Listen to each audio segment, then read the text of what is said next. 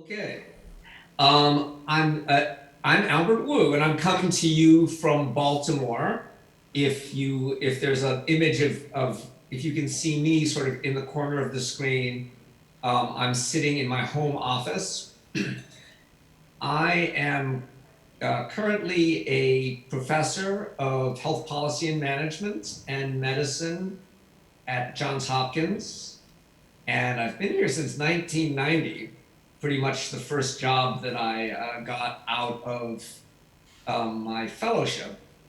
I met Doug in more or less in 1987, and I can actually go there.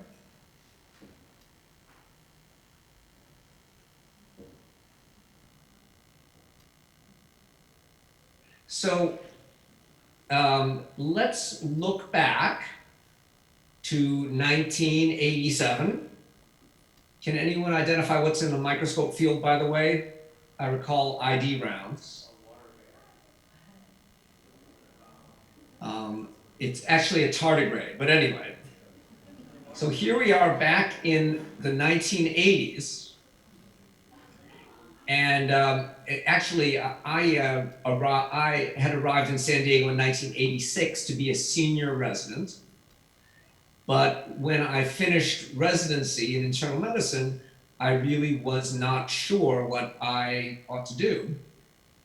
I had been very interested in infectious disease, and I got a call one day from a professor, Richmond, who asked if I'd be interested in working in an AIDS clinical trials unit. I didn't really know what that was, and I'm not sure anyone else did, but it sounded interesting. I was interested in HIV, as everyone was in those days. And this is more or less what Doug looked like, possibly at the VA in about that time.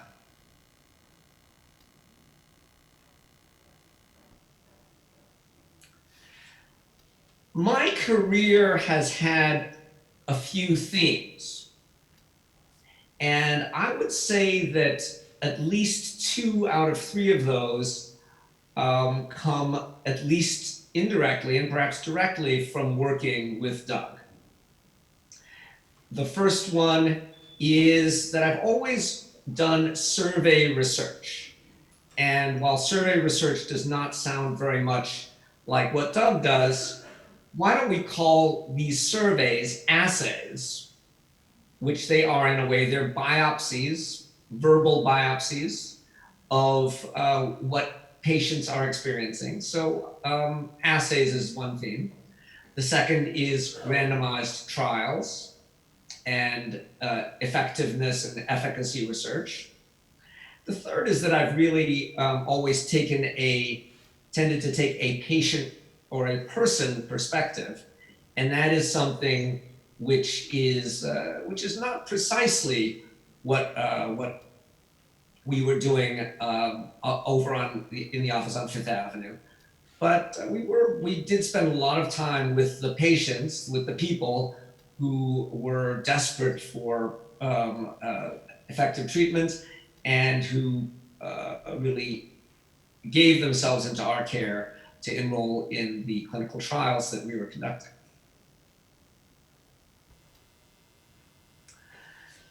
So while I was in San Diego working in the AIDS clinical trials unit, I worked on, and Doug was quite charitable and allowed me the time to work on a project which was related to the trailblazing trial that he was running. That was the original Burroughs Wellcome placebo-controlled trial of AZT in patients with AIDS and what we then called AIDS-related complex.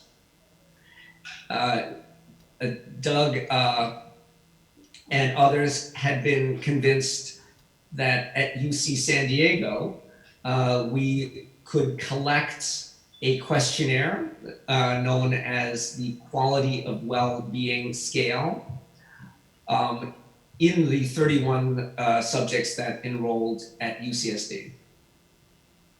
And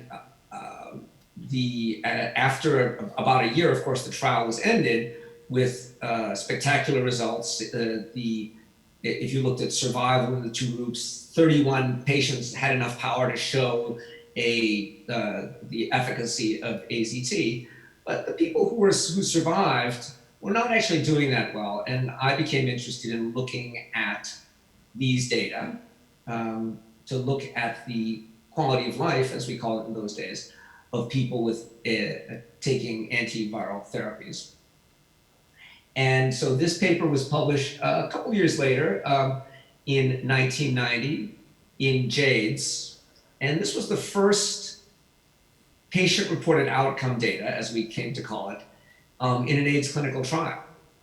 And as you can see, Doug Richman was the senior author. I expect that Steve, I can't see the room, I'm sorry about that, but I expect that Steve Spector and Alan McCutcheon are also in the room, perhaps others, and they were also co-authors.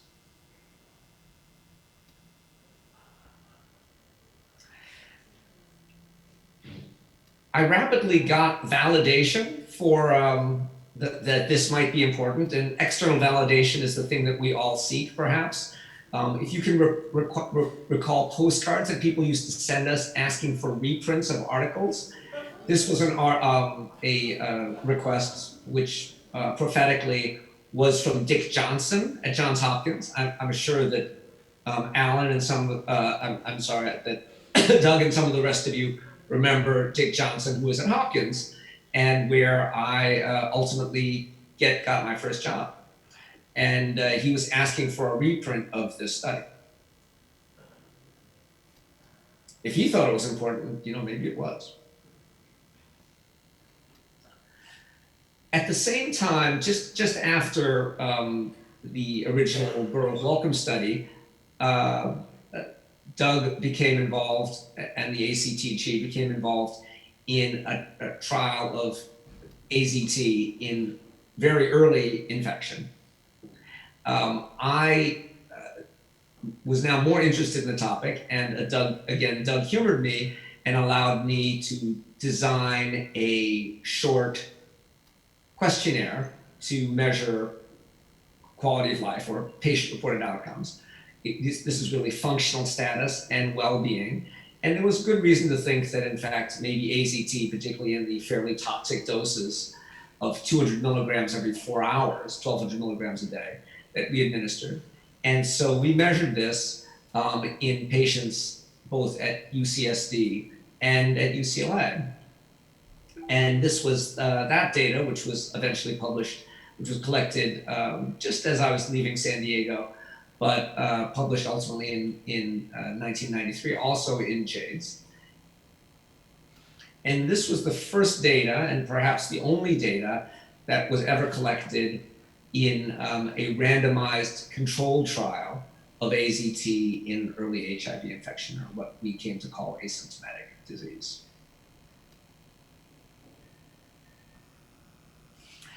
The questionnaire we developed, and there again you see Doug playing the role of senior author, was a 30-item questionnaire derived from a study that was actually being done at UCLA and RAND. And this became known as the MOS HIV Health Survey. This ultimately went on to be the most widely used quality of life questionnaire in the world for people with HIV. And we still get requests for it even today. I got some requests from a young researcher in Mexico asking for permission to use the questionnaire in the Spanish version, which we ultimately developed. Now, I dug into the archives, dug into my files. I'm a little bit of a pack rat, and I managed to find this note from Doug about that very first study. You can see here Doug's signature stamp and hand signature from November 20th, 1988. And Doug really just could never resist giving advice. I'm sure this is true for those of you who are not working in quality of life research, but doing more basic research. Dear Albert, I send these back the day I get them. Happy Hanukkah, Christmas, and New Year's. And New Year's for you. And I'm getting a crank call. I'm going to hang up. I really don't want to buy whatever they're selling or donate to whoever they're getting donations from. But in any event, this was a piece of advice which I, in fact, now follow, and I try to encourage my colleagues and mentees to follow this advice. Now, some of you don't really realize, but that Doug was, I believe, an English major in college, and he could not resist editing. And again, some of you may not work in quality of life research, but I'm sure all of you who have worked with Doug have experienced what you can see here, Doug's extensive edits, including grammar, wording, etc.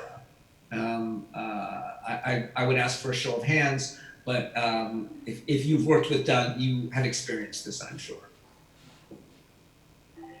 He continued to give advice. For example, here you can say, you can see, write in simple declarative statements. In general, make declarative statements with table or figure blank.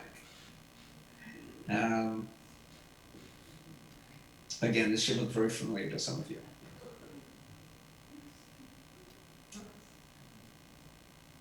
So interestingly, these assays, which we called quality of life assessments, by the year 2000 became known as patient-reported outcomes, which is not a bad title, I think, because we were interested in measuring outcomes, but not just clinical outcomes, but patient-reported outcomes. This term was actually coined at a meeting with pharma and a number of professional societies who are now working on patient-reported outcomes. The term patient-reported outcome was agreed upon, including by FDA, and some of their groups who were pretty critical about this science, but were willing to accept it if it was sufficiently rigorous. Additional terms came up, which are now used widely. Patient-reported outcomes are the concepts, like depression. Patient-reported outcome measures are the tools used to measure that concept. We sometimes call these instruments. I remember David Hardy used to snicker every time we called a questionnaire an instrument. And now, in the last few years, people have now talked about patient-reported outcome performance measures, and that is using these tools to measure performance. For example, can you get people to be less depressed if you treat them appropriately? So this has all become pretty settled science. In the 1990s, I was fortunate to continue to work with Doug and the AIDS Clinical Trials group. I was now at Johns Hopkins, and we published a number of papers, which were initially related to quality of life assessment, but eventually branched out into other things that patients could tell us. Along with Sam Bazzetti, we started a outcomes committee for NIH's AIDS Clinical Trials group. We developed a symptom index, the HIV symptom index, led by Amy Justice, who is now at Yale. I helped shepherd this through. This is probably now the world's most commonly used symptom index for people with HIV. It's still used today. We also got the idea of measuring adherence, which has become something which is universally of interest, but was particularly interesting, of course, and important in taking HIV medications. And I talked to Margaret Chesney, who was at San Francisco. I did a 2-year fellowship at UCSF at the time and pulled her in to the AIDS clinical trials group, I think with great success. So I've continued to do research on patient-reported outcomes, and I won't go through all of this, but starting in 1987 in San Diego, going on to work with the AIDS clinical trials group, and then inevitably after I got to Hopkins, people were interested in branching out to use of patient-reported outcomes in other diseases, other chronic diseases, as HIV now was. And so I was persuaded, in part by grant funds, to pursue this work. More recently, people have become very interested in measuring patient-reported outcomes in clinical practice, and these patient-reported outcomes are now incorporated into, among other things, EPIC, which, even if it is the devil, is something that is on many of our desktops. And I have been a little bit of a thought leader in figuring out how this might be done, both at Johns Hopkins, but also on a national level. So to date, quality of life research has now gone from being sort of something that Doug tolerated to going mainstream.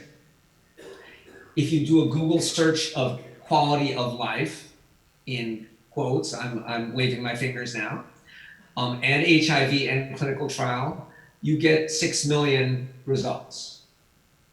The AIDS clinical trials unit, this is a description, I think, of Penn's AIDS clinical trials unit, and what the way they describe themselves on the web is the ACTU conducts the latest research studies testing new treatments to improve the quality of life for those with HIV infection.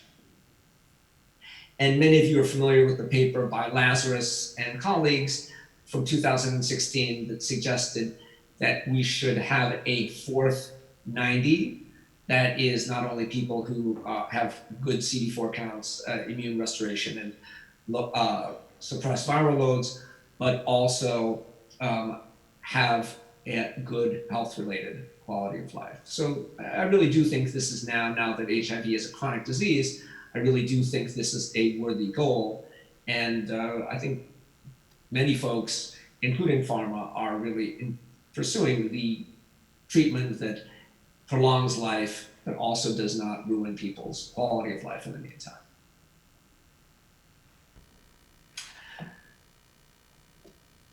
Clinical trials have continued to be an important part of my career, and I, again, cite Doug with getting me started. Of course, we did the work with the AIDS clinical trials group, but when I came to San Diego, I was put in charge of measuring these concepts.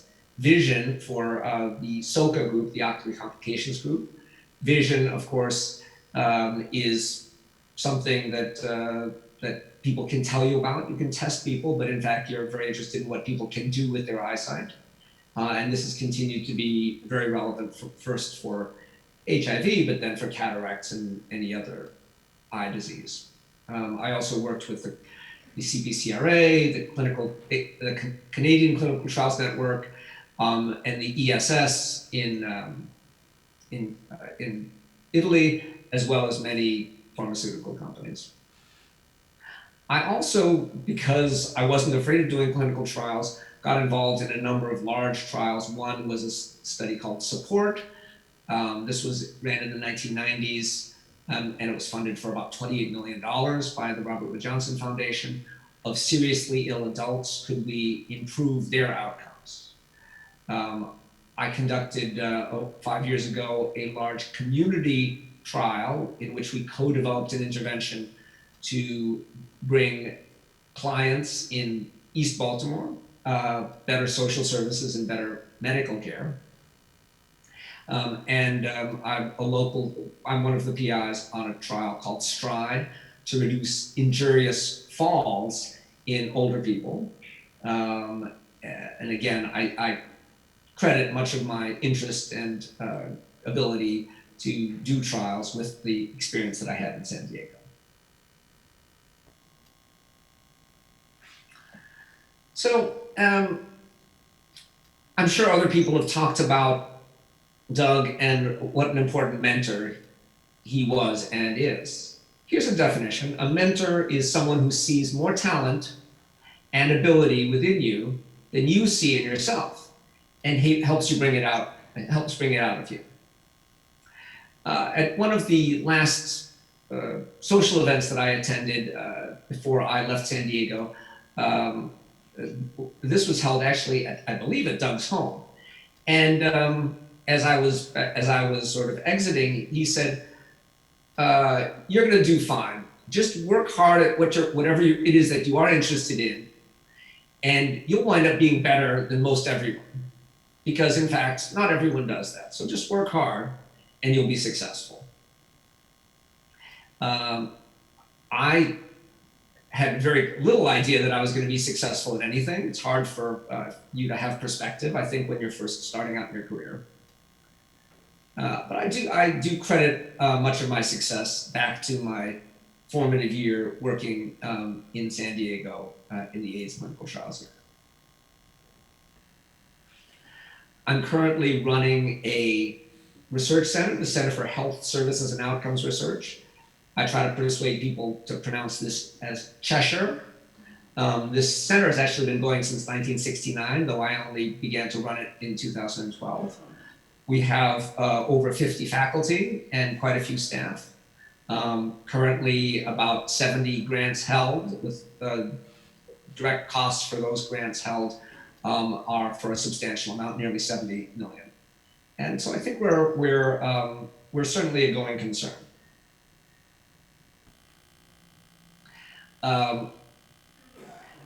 I really think of that an important index of how we're doing is citations. And if you look up Richmond on Google Scholar, you will see that he has many, many papers cited many thousands of times.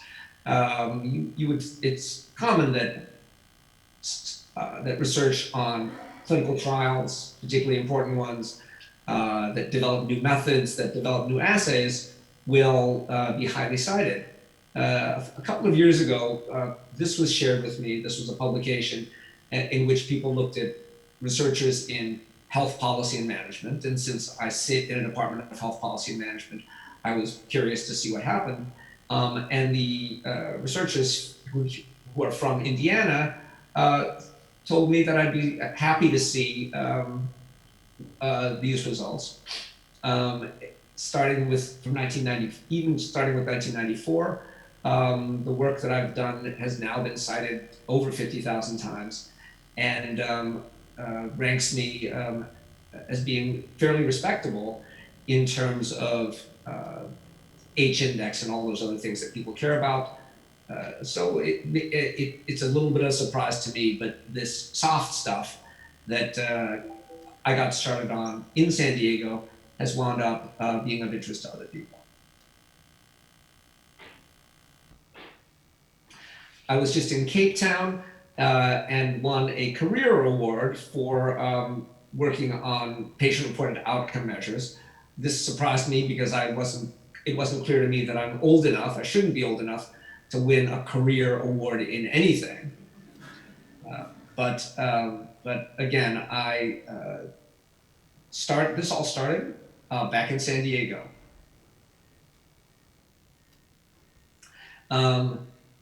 This is the Wu family. We're a serious bunch.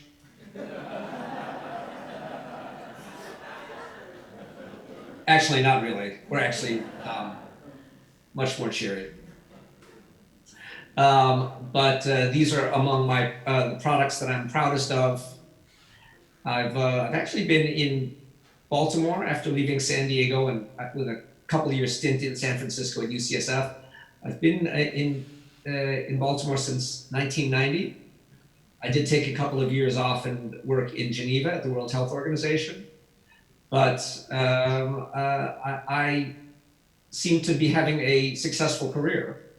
Again, this is a surprise to me, but I really feel like I owe a great debt of gratitude to Doug, who was a terrific influence, a great role model, and important enough that I even kept the edits that he made on the very first papers that we wrote together back in the 1980s.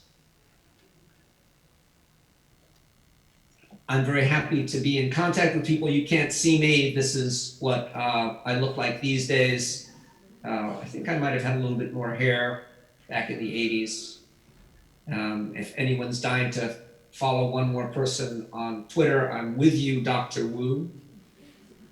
And that's all I have. But Doug, thank you very much. I'm so sorry that I can't be here, with you this weekend. But it was important to me to at least describe some of my gratitude and show you some of the things that I've done. I'm very proud to have worked with you, and I hope you're proud of the influence that you had on me. Thank you very much.